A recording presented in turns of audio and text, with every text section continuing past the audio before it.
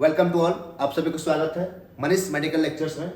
आज एक new topic के साथ देखेंगे कि कान का बहना। क्या देखते हैं कि आमतौर पर किसी का कान से पस बहता है या तो वाटर डिस्चार्ज होता है, पानी बहता है, मवाद बहता है। तो जितना भी जो कान जो बह रहा है कान में, वो कान का बहना का क्या कारण है, उसका लक्षण क्या है, इलाज क्या है, कौन कौन से मेडिसिन देंगे और किस कारण से कान बह रहा है। तो जितना भी हम लोग देखेंगे कान के बहने के बारे में, आज उसके बारे में डिटेल देखेंगे। तो बने रहिए हमारे साथ वीडियो में, ठीक है। देखते हैं।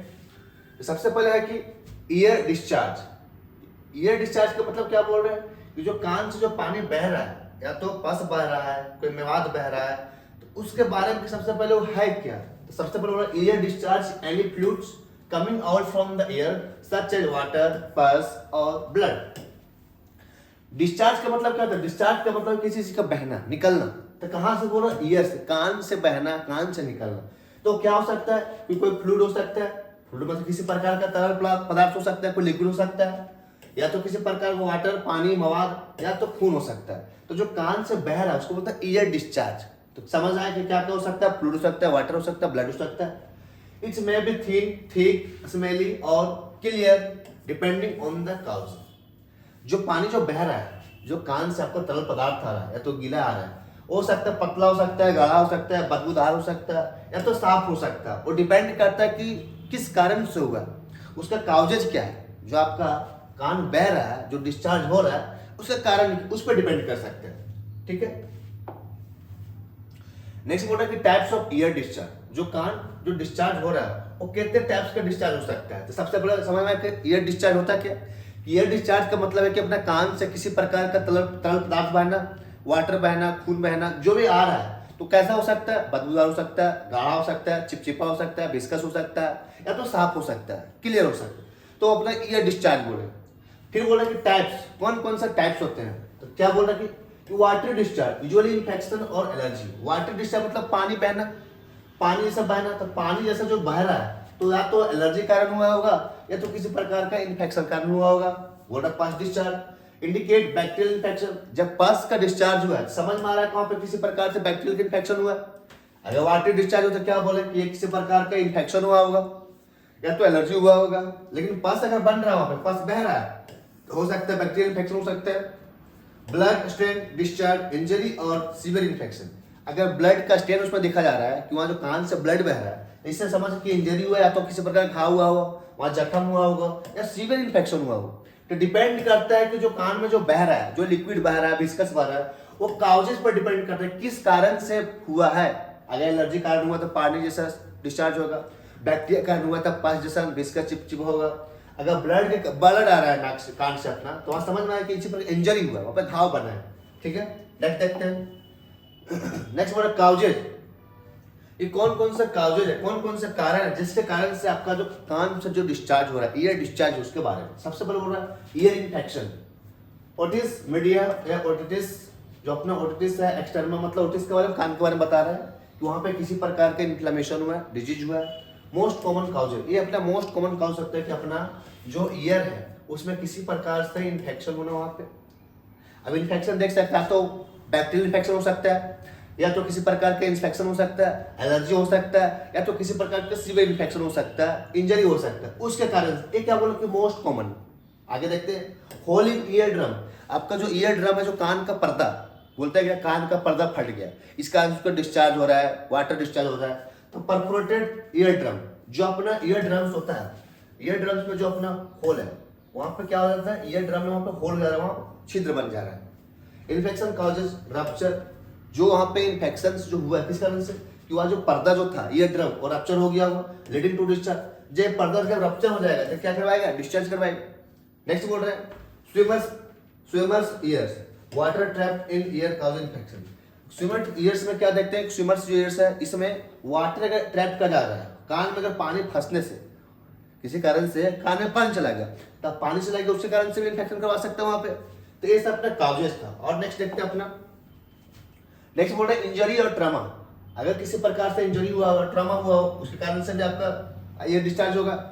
क्या हो सकता है कि ईयरबड्स, शार्प ऑब्जेक्ट और स्लैपी इंजरी, इसी प्रकार का कोई नुकीली सामान से अपने कान को साफ करते हैं। अपना जो ईयर कैनाल है, ईयर कैनाल जैसे अपना ईयर देख सकते हैं, तो अपना अंदर का जो हुआ ईयर ड्रम हुआ, और जो लाइन है जिसमें हम अपना किसी प्रकार का पिन यूज करते हैं, ईयरबड यूज करते हैं, ये अपना ईयर कैनाल बोलते हैं। अगर ईयर कैनाल से अगर किसी प्रकार का न्यूक्लियस हटान जा रहा है और वो अपना जो अंदर का जो ईयर ड्रम्स है, जो अपना यहाँ पे ईयर ड्रम्स है, इसके साथ अगर कांटेक्ट करेगा, न्यूक्लियस सामान है, तो क्या आपको इन्फेक्शन करवा देगा, फंगल इन्फेक्शन करा हो सकता है। व्हाइट और ब्लैक डिस्चार्ज विद इचिंग के साथ अगर फंगल इन्फेक्शन हुआ है, क्या होगा वहाँ पे कि वहाँ पे डिस्चार्ज जो करेगा वो कैसा करेगा, या तो व्हाइटिश या तो ब्लैक डिस्चार्ज करेगा, और उसके साथ में क्या आपको इचिंग करवाएगा।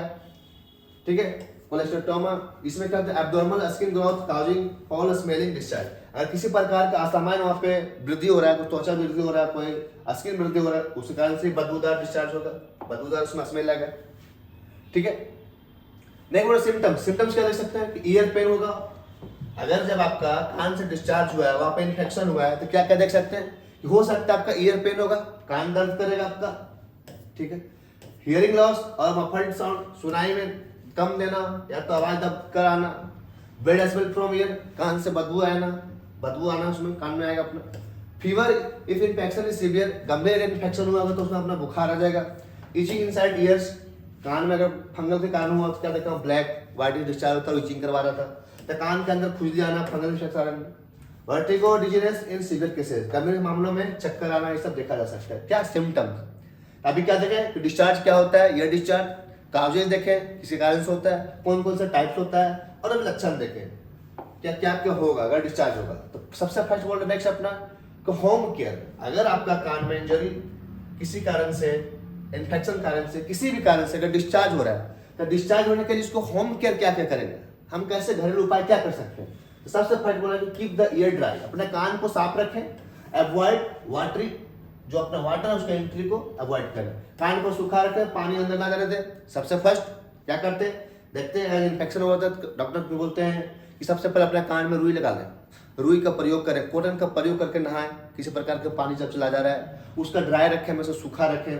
डू नॉट यूज ईयरबड्स और पिन, किसी प्रकार का ईयरबड जो कान को साफ करते हैं, बस बैठे हैं, पेन है, रिफिल है, कुछ भी है, गाड़ी का चाबी है, बाइक का चाबी, बस बैठे हैं, बात कर रहे हैं और अपना उधर काम चला रहे हैं, ऐसे कर रहे हैं। तो इसको क्या करना है, ईयरबड का अवॉइड करना है, किसी प्रकार का पिन का उपयोग नहीं करना है। Use warm compress for pain relief, दर्द कम करने के लिए गर्म सेक करें, कपड़ा से सेक करें, वहाँ पे गर्म कपड़े से सेक करें ताकि उसको दर्द कम हो, इन्फेक्शन कम हो।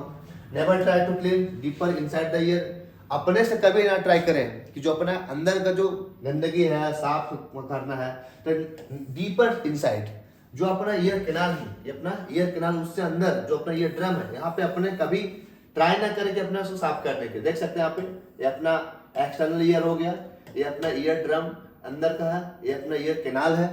तो कैनाल तक यहाँ क्या करता है, कभी पिन ईयरबड को अप्लाई करते हैं हैवी। ठीक है, तो ये अपना होम केयर है, कैसे हम घर में ठीक कर सकते हैं। ड्राई रखेंगे, कान को सूखा रखेंगे, पानी उसको जाने नहीं देंगे, हमेशा वहाँ गर्म कपड़े से उसको यूज करेंगे पेन लिप के लिए। ठीक है, और कभी अपना ये ट्राई नहीं करेंगे कि उसको डीप क्लीन करें उसको अंदर से।